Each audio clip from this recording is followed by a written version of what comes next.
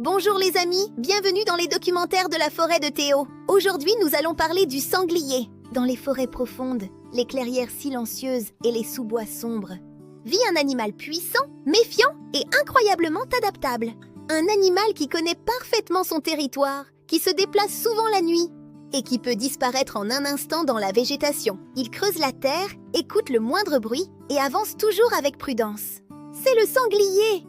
Aujourd'hui, tu vas découvrir cet animal fascinant. D'où il vient, comment il vit et pourquoi il est si important dans la nature. C'est parti. 1. Qui est le sanglier? Le sanglier est un mammifère sauvage. C'est l'ancêtre du cochon domestique. Son corps est robuste et musclé, recouvert de poils épais avec une tête allongée.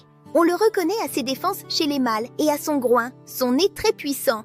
Les petits, appelés marcassins, ont des rayures sur le dos. Ces rayures les aident à se camoufler. 2. D'où vient le sanglier? Le sanglier vit depuis très longtemps sur Terre. On le trouve en Europe, en Asie et en Afrique.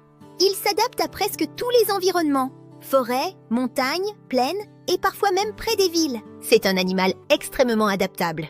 3. Comment vit le sanglier? Le sanglier est surtout nocturne. Il sort la nuit pour chercher de la nourriture. Il se déplace discrètement pour éviter les dangers. Il vit souvent en groupe, appelé une compagnie, composée de femelles et de petits.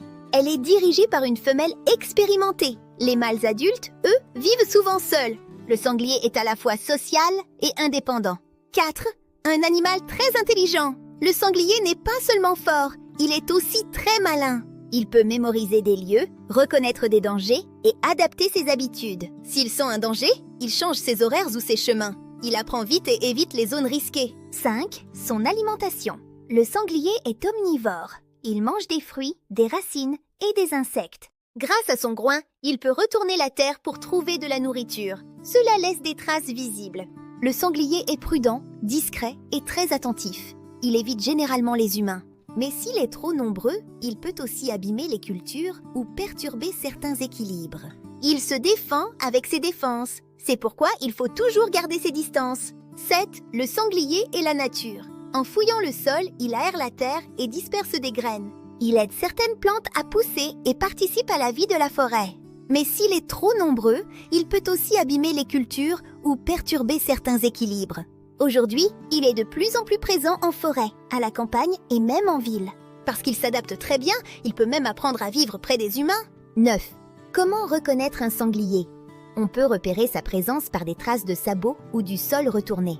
Si tu le vois, tu remarqueras sa démarche rapide et son corps bas. Le sanglier n'est pas seulement un animal sauvage, c'est un survivant. Il est capable de s'adapter à presque tous les environnements et connaît parfaitement son territoire. Le sanglier est un animal puissant, intelligent et essentiel à la nature. Discret mais très présent. Il vit souvent sans être vu, mais laisse toujours des traces de son passage.